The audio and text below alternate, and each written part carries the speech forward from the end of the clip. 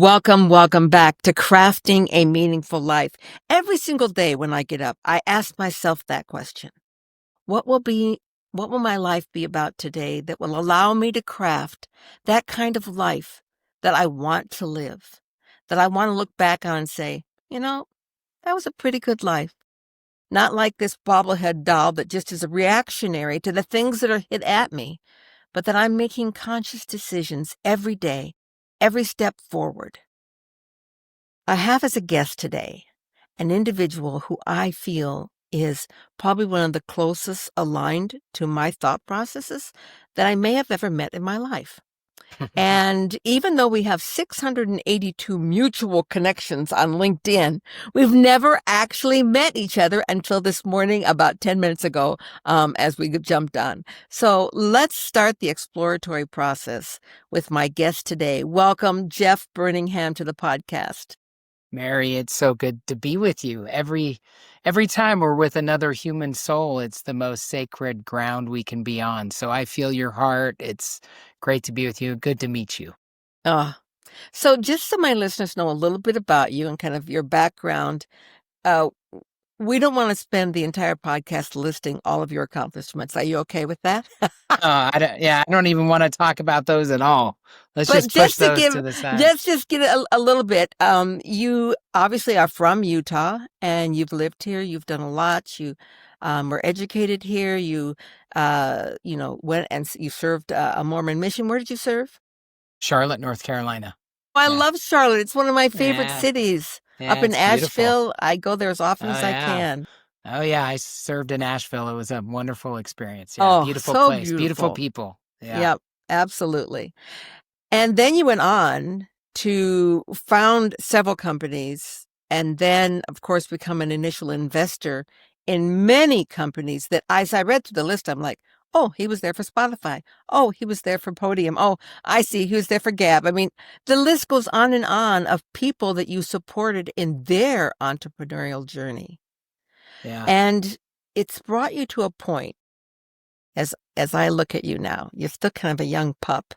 I'm 48. I'm a grandpa, Mary. Yeah, I'm a grandpa. That's 24 years younger than me, but that's okay. You're still just a young pup. And at this age, to be able to turn your life and make a decision about what really matters to you. And that's what you're doing, and that's what you've done. Tell me a little bit about that journey. Yeah, I grew up in Spokane, Washington, but so you didn't grow up here. Okay. Yeah, I grew up in Spokane, but came here, met my wife at BYU. We actually met at the MTC, the Missionary Training Center. Yeah. And I started a company as an undergrad. It was a technology business, sold it to a NASDAQ listed company in my mid-20s, started a real estate private equity firm called Peak Capital Partners. It's been one of the fastest growing. We almost didn't make it. We started during the Great Recession. Yeah. It's been one of the fastest growing companies in Utah and around the country. We've owned, I think, about $10 billion of real estate assets in our history, so a lot. And like you said, I started a venture fund, the first institutional venture fund along the Silicon Slopes in Utah County, and have been the first investor in about 200 startups here in Utah. Yeah. So I'm going to ask you a question. Yeah. As an initial investor, of the 200, how many made it? Oh, that's a great question. I think about 10 of the 200. 200? Sorry, 10 of the 200 have not made it. Oh, roughly. Okay. So about 5%. Yeah, I've been the first investor. If you just go up I-15, Pura, Podium, Weave, TaxBit, MX, Pattern, Divvy, Nursa, just keep going. So I've invested in most of the up and coming, fast growing companies in Utah. It's been, like you said, I like how you said it. That's how I viewed it. I was just trying to foster the dreams of the entrepreneurs that I backed. Once Peak Capital had been established and I knew that was going to make it, I got around the table with two of my partners, and for the first time in 3 or 4 years, we had a little extra money, and I said, I know exactly what we should do with this capital. There is an oversupply of good entrepreneurs in Utah and an undersupply of good capital. This is, 15 or so years ago. And so we started investing in startups, and it was the ride of a lifetime. I lost my mind, though, and ran for governor of Utah. It's interesting. I start the I book. remember that, Jeff. I remember when you ran for governor. Yeah. Yeah. I start the book. I released a book about 3 weeks ago. It's called The Last Book Written by a Human, Becoming Okay, let's stop right Wise. there. Yeah. That title, when I read the title, I was like, is that not the most profound title you've ever read? I mean, the last book written by a human, and we all know, as opposed to AI. Yeah. Becoming Wise in the Age of AI is the subtitle. And I named it that because I kind of came back to myself after the governor loss. The most critical months of the campaign were March, April, May, and June of 2020. And as you know, Mary, I was running against two very well-known political candidates. I lost that race. And for the first time in my adult life, let's see, I was 43 years old, I had a little bit of time and space. And I often tell I've been an adjunct professor down at BYU teaching thousands of students about entrepreneurship. And I often tell them that with time and space, anything is possible. And so I came back to myself. I started going inside. And I launched this book about humanity and AI. And the reason I titled it The Last Book Written by a Human, I guess, first of all, I wrote every painstaking, heartfelt word of this book. When you get into it, I promise you'll feel it. Actually, the foreword is written by ChatGPT. That's like the little twist. But besides that, I wrote every word. Secondly, as a 43 and now 48-year-old person on this earth with so much division and hate and pain in the world, and then with AI coming onto the scene, what would I want to read to get a feeling of like, what is happening here? What is going on? Who am I really? What is reality?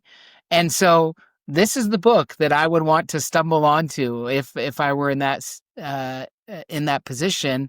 I'd want to read the last book written by a human to kind of get my bearings, to understand where we are and where we could go in this age of machines. The thesis of the book in one sentence is just, as our machines become more and more intelligent, we as humans must become more wise.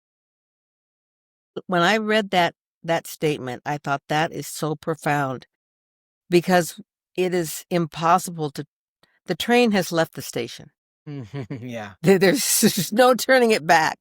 You'll hear people say, especially in my generation, we just need to stop it. Yeah, there is no stopping it. Yeah, it can't be stopped now. The intelligence will continue to grow, but the wisdom is the piece that's needed. When I read that, I thought, how profound is that?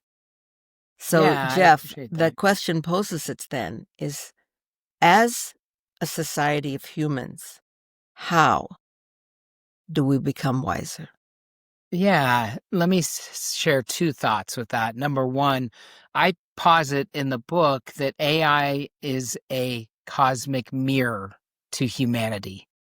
It's simply a reflection of us. Now, a reflection can be a scary or a good thing, but it simply takes all of human data and how we interact with it, and reflects back to us who we are. And we get to look at that reflection as humans and then decide if we want to double or triple or quadruple down on what I call in the book this old game of division, fear, and hate that we've been playing, or if we want to change the reflection that we see. See, I think that is the cosmic, quote unquote, or divine purpose of why AI is here. So it can be a reflection to us and help us come back to ourselves. So that's one. Number two, I talk about in the book how I climb my little mountain of success. And Mary, you know this climb well. It's a climb of constant doing. It's a climb of external validation. It's a climb of looking outside of ourselves for what really matters. Yeah. And I talk about climbing my little mountain And what I say in the book is that when I got to the top, there was nothing but a cold, howling wind. Only void, I said. More void on top of that. And so where do you go when you're at the top, when you've checked all the boxes, when you think you've done everything that you're supposed to do? You should have all the answers, everything should be worked out, but it's still not. There's only one place to go, and it's the place we need to go as humans, and it's the place we most fear and resist going, which is inside of ourselves. See, everything that we're looking for, everything that we are, is inside of us. And so if we can return to our being, pick up the pieces as you walk back down the mountain of a little bit of a tattered life, not because you did anything wrong, but just because of the pace of doing that you were on, we can come back to ourselves and return to what I believe is much more foundational than all the division, hate, and fear that we see in our world. It's this divine unity that is at the heart of existence. And it's only in coming back to ourselves individually that we can help that spread through all of humanity. So where do we need to go to become wise? Right inside. It's with us all the time. It's so close to us, in fact, that we overlook it. We overshoot it. We miss the mark so often. That's where we need to return to. I love that. Because your word for you call it divine unity. The listeners on my podcast know that I call this oneness, not sameness. Yeah. I want us to be as unique as we possibly can, and that's what makes it beautiful. But oneness and divine unity, they are the same. We are looking for the same goal. And even though you and I live very different lives, and that's okay. I don't need you to work my life, and I don't need to work your life. But as long as we're heading the same direction, this concept that you put out of we're human beings, not human doings. I love that, because when I think about, for example, I'm going to wax a little religious here. Well, and not religious. I think it's more spirituality than it is necessarily one religion or another. And that is that when asked of the Supreme Being, what is your name? He responded back, I am. I am. I am that I am. And that was his name. That was all he responded back with. He didn't say, but he could have, I do. In fact, I've done a lot. Let me just tell you. I started with creation on this planet, and then I did this, and then I put this into somebody's brain, and then they got to do this. And I mean, you should see all the fishes in the sea that I created. I mean, he did not tell us one thing about all the things he's done or she's done. He simply said, I am. Yeah. Yeah. And that's a great example for us. Just like, let's say it is, he and she, or it is, we are. We are. And that is, I don't even think this is the first thing that's been created. I think that this is a game and or a dance that we've been doing for quite some time. It just so happens that in the year 2025, our next dance partner is a highly intelligent machine or machines called artificial intelligence. And it's something that we must ask ourselves, why are we so strangely attracted to AI and also in total fear of it, or a lot of fear of it around it? And again, I think part of that is because of the reflection that it's going to provide us as humans, and the chance to go inside and to either accept what has been with ease, love, and grace, to quit projecting anxiety or fear into an unknown future, and to just be our very best selves in every present moment. That is the call. And it's one that seems to be picking up speed and momentum here in the age of AI. I love that. In my 70s, I really kind of had it in my head, Jeff, that I was not going to have to deal with AI.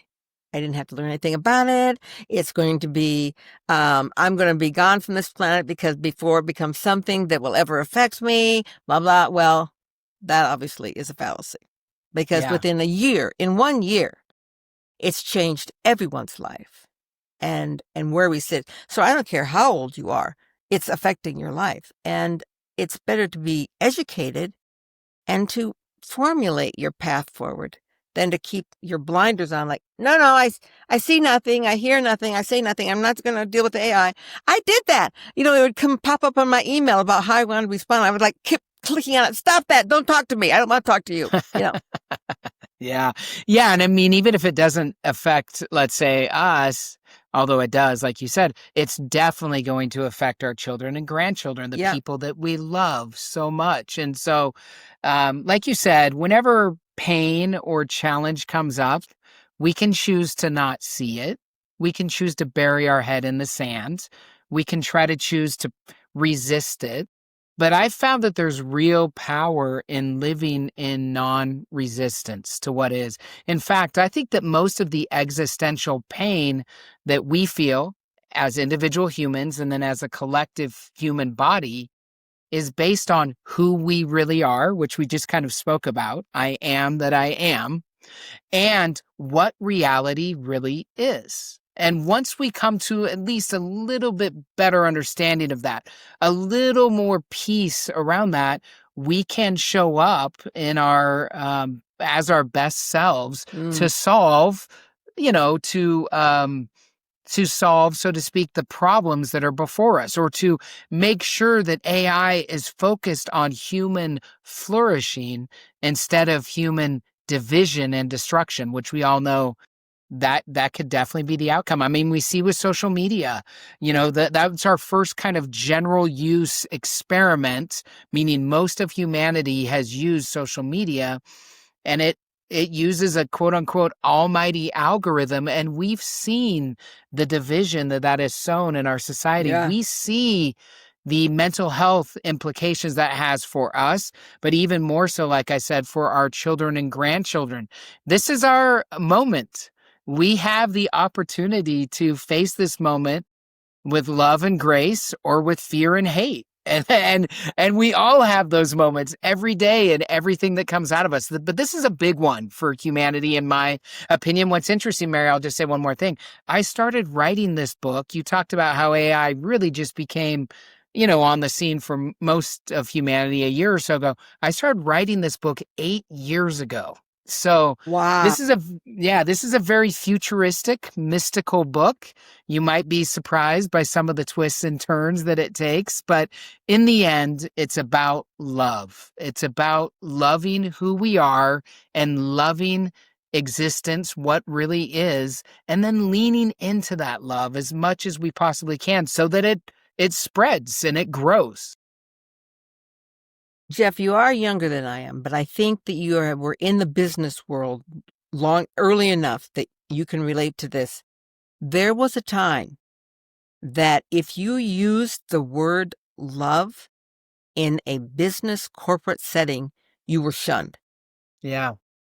That's not going to be part of this conversation. And when I would be invited to speak at corporations, they would say, now we're not going to talk about that love thing. Like, what do you want me to call it? Want me to call it something different? I certainly can. I can call it something different. But for me, love and oneness are almost synonymous. And that we are now starting to embrace the idea that even where it was banned in business and corporations, it is the answer. It is the way out.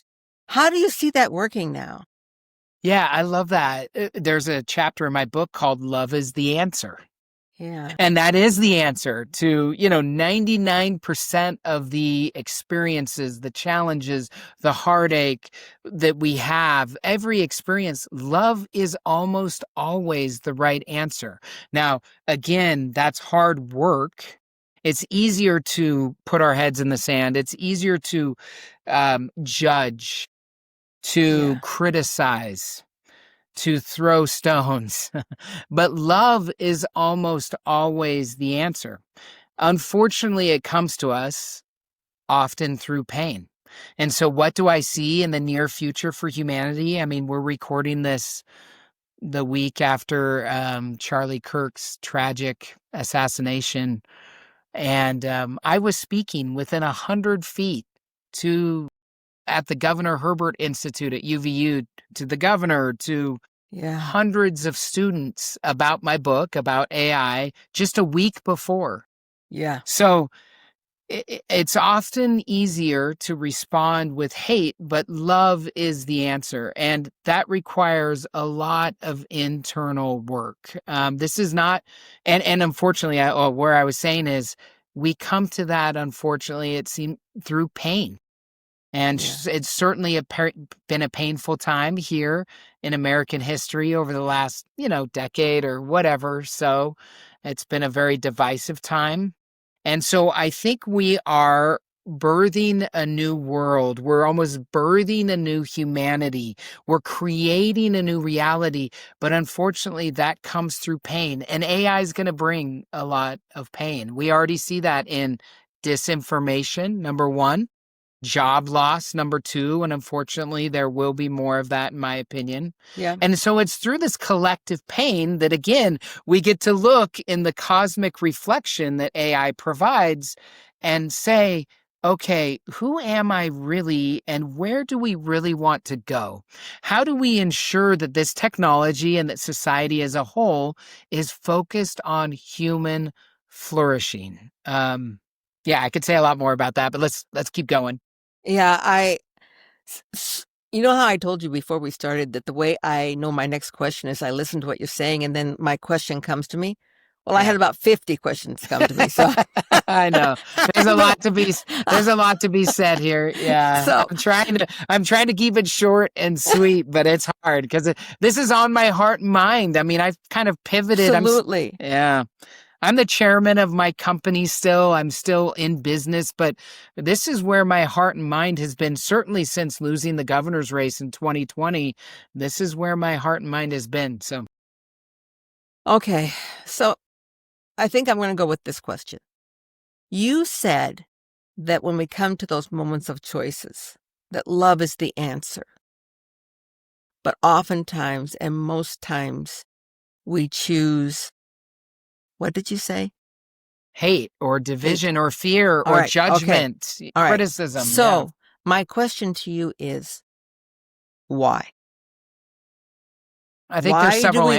Why do we choose that over what seems to be the most beautiful place to live? I'll start at a high level. Why do we choose that? Because it's the pattern we've observed. It's the unconscious pattern that we've absorbed in our lives without even knowing it.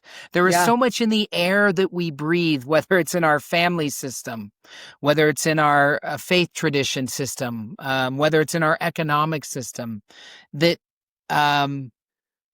makes the other different than us. We try to feel special because we go into tribes that, know everything, have the truth, are the right way, quote unquote, whatever. But, and there is division. Like you said, that diversity brings brings beauty and fun to this experience because we're all different. That diversity brings beauty. We need to recognize that. But at the heart of all of this, again, I have another chapter in my book called We Are All Fellow Travelers. At the end, Mary, whenever we are with another human being, no matter our differences, and those are vast and beautiful, we always share more in common than we don't. Yet we somehow are fed and believe that that's not true. We forget this truth, that we all have more in common as fellow travelers and existence. Now, as soon as I can see you as a fellow traveler, as soon as I can have even a little bit of a heart understanding of this divine unity that makes us one, I'm much better able to show up in love, there's the word again, or in understanding, in compassion for our differences. And I can embrace those. I can accept those with ease, love, and grace instead of fear, judgment, or whatever. And so this is a lot of internal work that we get to do. And I describe AI as a crucible that humanity must go through together. It's almost a sort of judgment day for humanity, and we get to work it out over the next decade or 2 or 3 to come. This is the work that we have to do, and it's certainly an exciting time. It's a challenging time, but thankfully, as is often the case, Mary, I think that in the age of highly intelligent machines, the obstacle becomes the way. So the obstacle here in AI is the way for us to lean into what makes us human. It's an opportunity to rehumanize ourselves, to come back to ourselves, and to remember so many of these beautiful truths that make existence worth living. Isn't that what we all want? An existence that's worth living? Rather than one that has created cancer, heart attacks, stress, high blood pressure. All sorts of physical ailments that we create for ourselves by trying to live a way that is not natural to us. Yeah, if I could say 2 more things, another 2 reasons this happened is our programming. We all grow up with programming. I get it. I have a 1-year-old grandson. We were at our lake place a couple weeks ago. Without us, he would die, he would drown. He couldn't feed himself. So not all the programming we receive is bad. It's just a necessary part of living as a human. As an infant, you get programmed. But we, unlike AI, we can deprogram and reprogram ourselves. So a lot of the patterns that we live in are programs that are running in the background. Think of it kind of like software that we don't even realize or recognize. And again, it's only from going inside that we can see that. Another reason, too, is trauma. We all face individual and collective trauma in our lives. And my heart goes out to every single person listening to this podcast. One thing that I know unites every single person that is listening to this podcast right now is that you have pain. You're dealing with something hard. I don't know the details. I don't know the specifics, but I know that because it's true for me and it's true for all of us. But again, we can overcome that trauma. We can do our own personal work and we can reprogram ourselves. We can find love for even the trauma that we may have experienced or even caused. And we can go forward in the ever-present moment, which is the time that we only have is the now. We can go forward in a much better spot to love what is and to accept the reality of who we are and what it means to I'd even say exist eternally in this never-ending cycle of life, death, and rebirth. Because I certainly don't want to exist eternally in a situation where there is fear and this trauma and this tension, and we get to work through it. I've had a lot of people as I do speaking ask me, why did I have to experience this? This is, why did I have to go through this? Why, you didn't. I'm like, we cannot judge what someone else has gone through. That's the first piece, is to realize that we're all in this human experiment. But one thing I've come to understand, Jeff, is that I truly believe that struggle is the plan. And that it's not just some get struggle and some don't. I probably in my life have met 500,000 people. And in those people, I have not ever met one who has said, I haven't had any struggle. My life is just a piece of cake. Even those people who on the outside, it looks like their life is like a piece of cake, or they haven't had any struggle, but there's not one of them that has it. And so when you look at that, universal peace, then it has to be part of the plan. We can't all be a mistake. Yeah. Well, I think that. Oh, keep going, Mary. Well, the plan then, if the plan is to have struggle, then what is the purpose of the struggle? Yeah, and that's the key piece. Transformation. It transforms. It's right. It transforms us. Yeah, the book is laid out in 4 sections. This is the cycle of technology disruption that I've seen thousands and thousands of times. It's also, I think, mirrors our own personal cycle of growth and transformation. And those sections are: number 1, disruption. As you know, Mary, change is the only constant. We maybe wish it wasn't like that.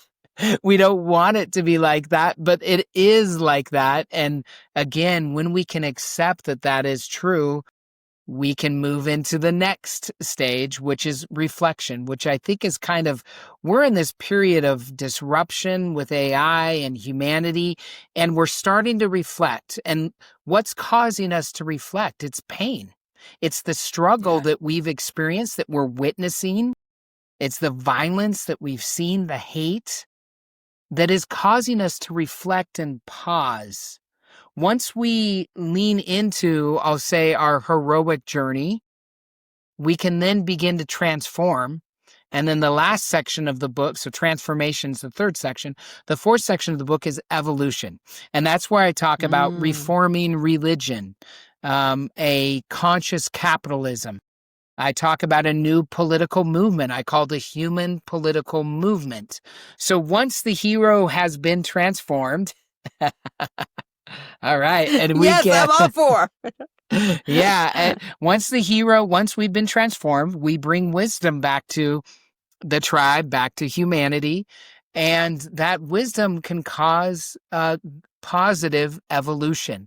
And I think that AI is not only going to cause personal disruption, reflection, and transformation, it's going to cause human disruption, reflection, transformation, so that we can evolve. The purpose is evolution, to become more than we have become, and to go towards, I would say, I think we see this similarly, to lean further into the divine unity or the oneness or the love that is at the root and heart of this entire human existence.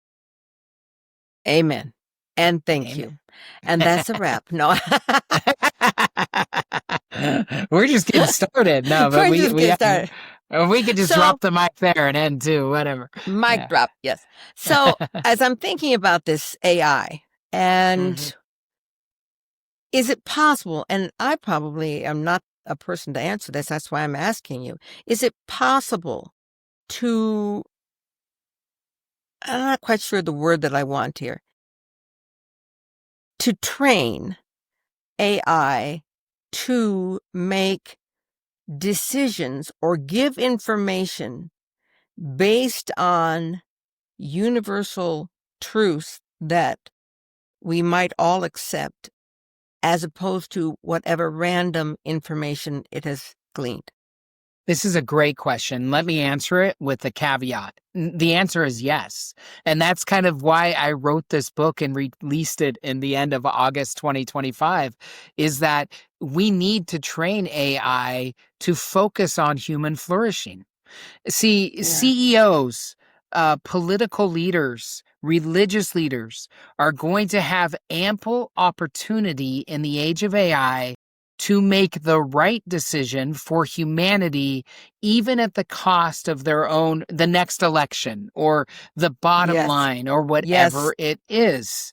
But we need to we need to promote more leaders like this, because this is the cosmic journey we're on. And certainly AI can be trained in that regard. It could also be trained to destroy humanity. It could be trained to only focus on the bottom line. And when we only focus on the bottom line, too many people are hurt. So the answer is yes. Now, here's the caveat, which Mary, you may or may not understand. Here is the extra scary or interesting thing about AI that is different than anything else that we have created as humans. I mean, as long as humans have existed on the earth, we have created tools, technology, Yep. you could say, Yep. to make life easier. AI is the latest technology that we've made. The interesting thing about AI is its agentic quality, meaning its seeming ability and or maybe desire to be an agent unto itself. And here's why it is so critical that we train AI around who we really are, what existence really is, and how can you help us make it better?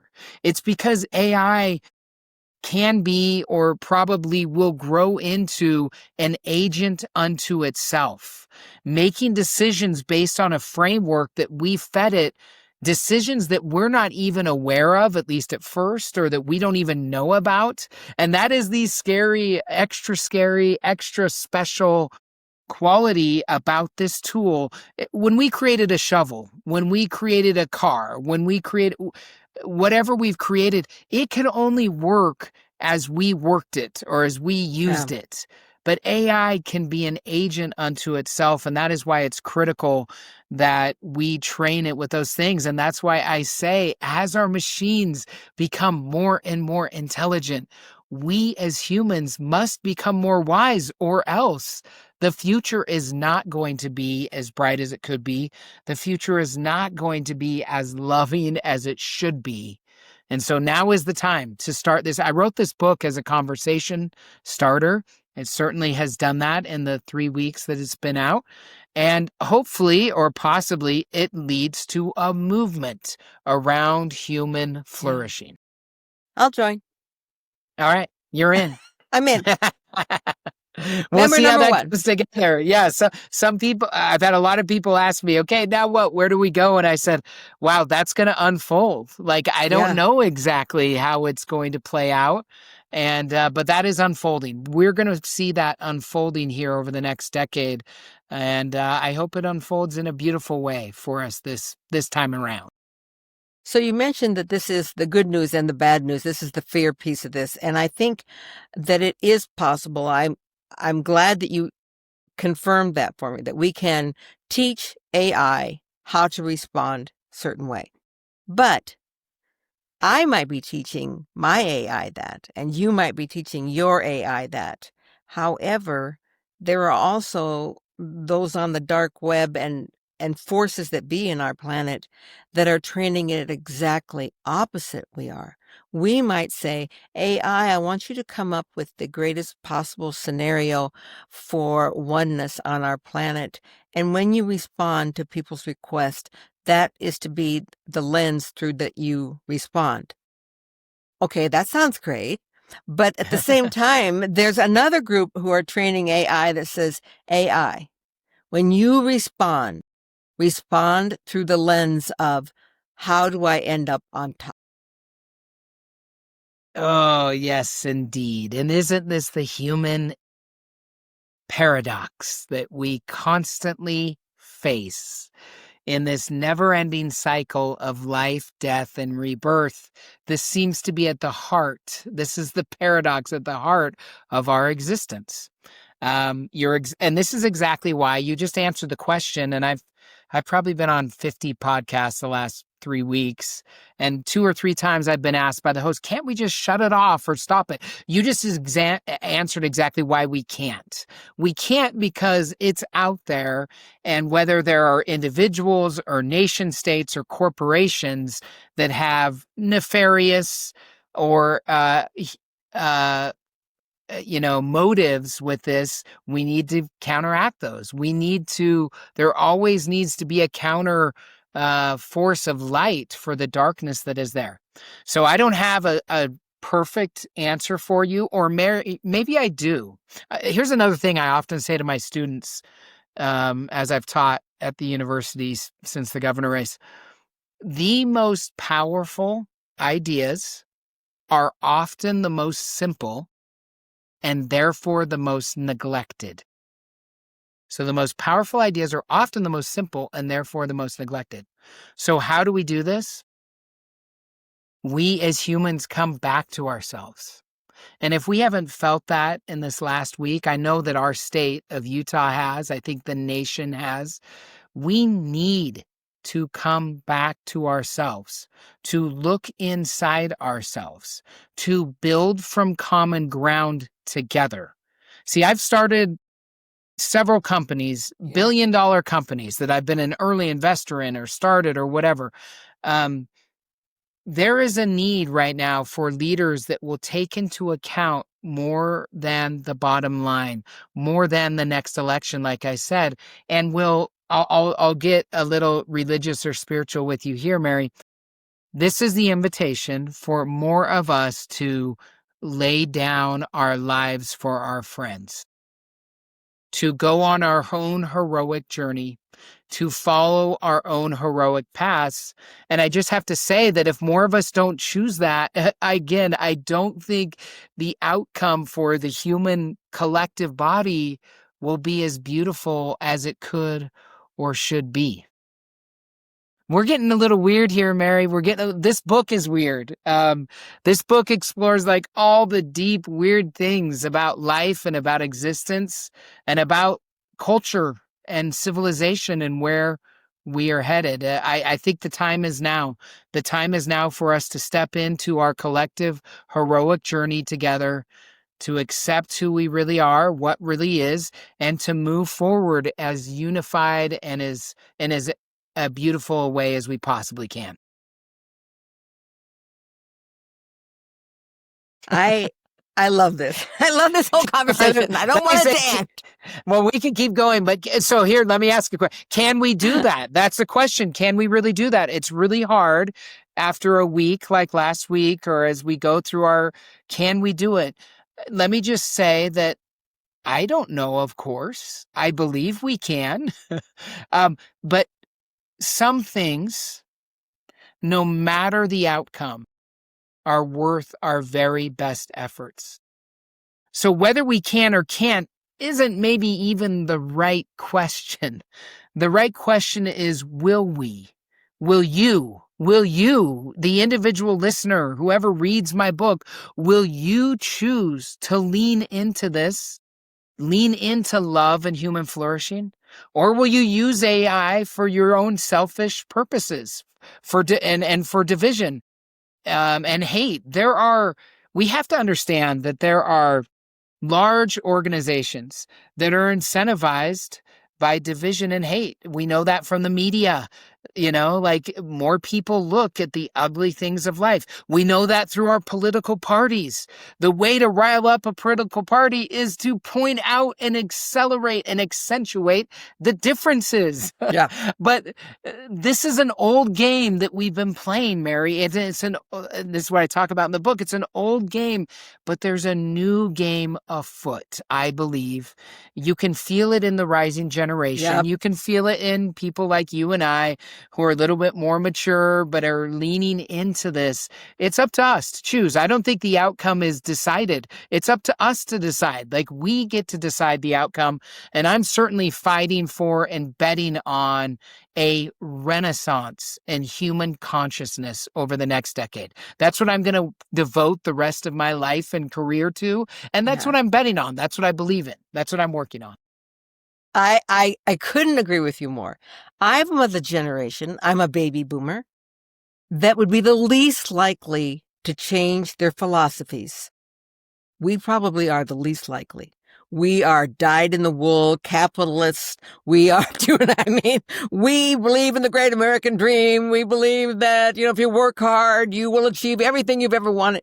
That's the baby boomers. I'm in that generation. And yet I stand as a witness that our life can shift if our focus shifts.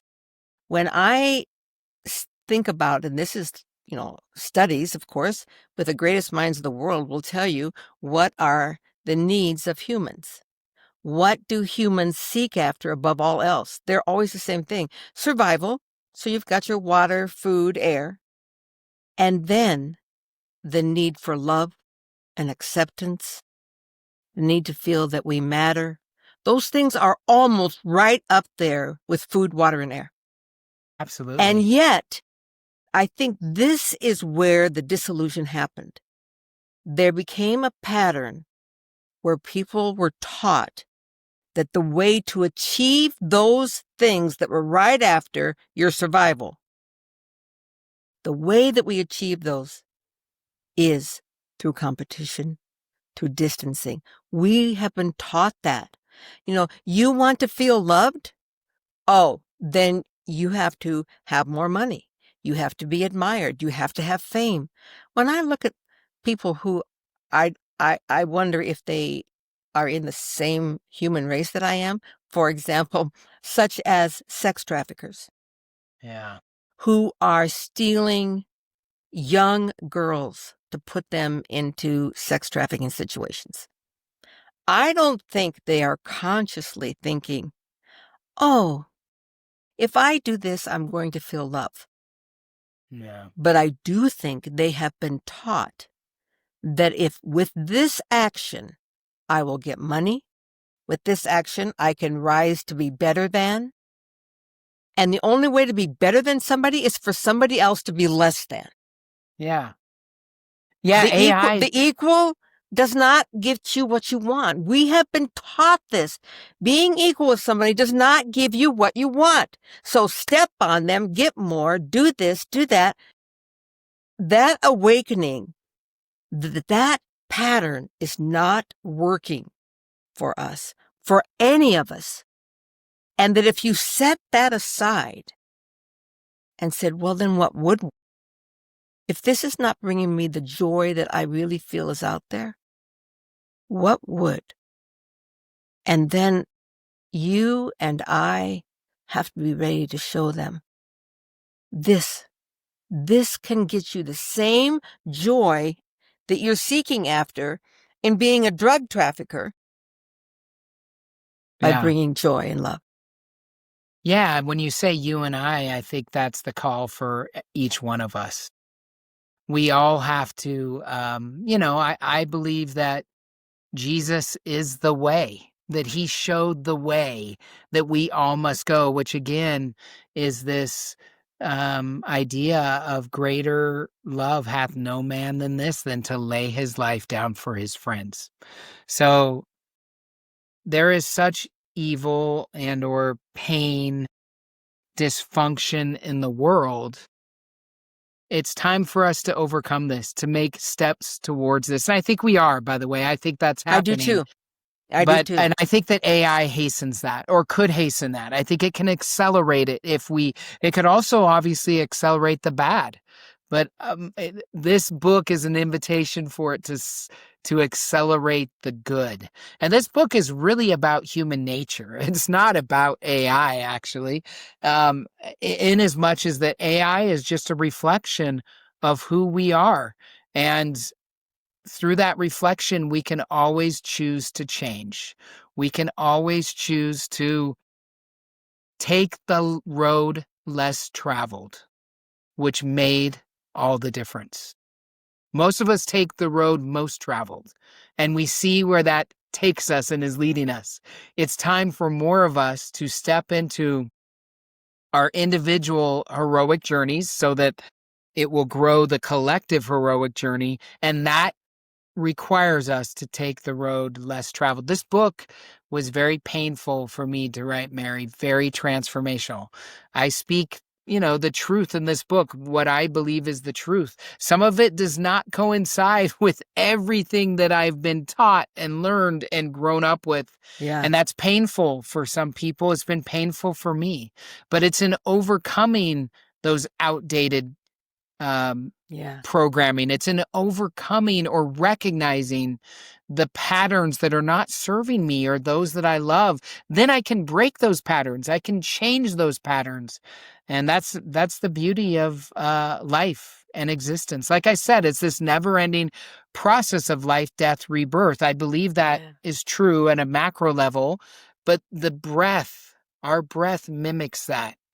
Every moment of our life mimics this cycle of renewal that is always out there and possible for us. And in this book, I tried to point a way. I tried to point a way for humanity to move forward in a more beautiful way together in the age of AI, which is an exciting and challenging time. Thank you. Thank you for this book. I Thanks, Mary. know that I will have more questions. Yeah, we can once talk I again. read the book. Yeah, so you read have the to, book. Let's talk again. Yeah. You have to come back, Jeff. I mean, obviously our time is up, but I just want to read your book. I think it's probably one of the most revolutionary things that we've seen come out. This idea of how to move forward, not to reject it, not to hide from it, not to pretend like that the train is not already left the station, but how we deal with it from this point on. And it's a gift. I acknowledge it as a gift to not only me, but it's a gift to humanity right now that we all need to embrace. So at the end of the podcast, we've included all the links to, your website, to Amazon, where they can buy the book, to how to follow you on LinkedIn, and how just following you is an inspiration. And I can't wait to read your book and be more inspired that we learn what it's like to be a human being and the light that we all have inside. You and I are no different than everyone on this planet. Sometimes people think, oh, they have so much light. We don't have more light. We all have light. The difference is I've spent a long time looking at my light and wanting to develop my light on the road less traveled. I don't want to be over there on the sheep, just going. I want to have my own path and the way to do that. So thank you, Jeff.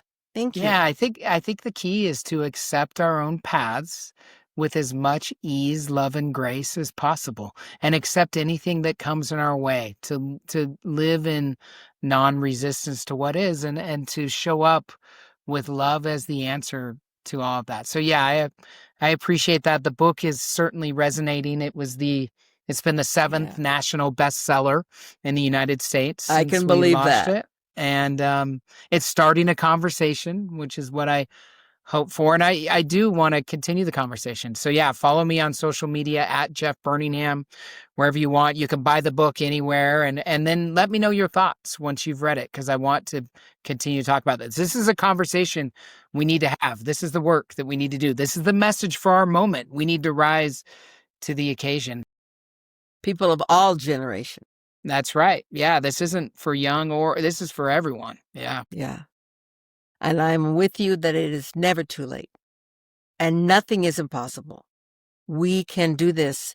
And I want to do this. I am doing this. And that's the invitation we extend to people to come do it with us. Yeah, thanks for being a light. Thanks for being a light, Mary. Thank you for being with us today. And until next week, my friends, by the time this podcast comes out, this book will have blown up the world. Go on and buy this book. And then let's each of us, each and every day, be about crafting our own meaningful life. Namaste. Crafting a meaningful life.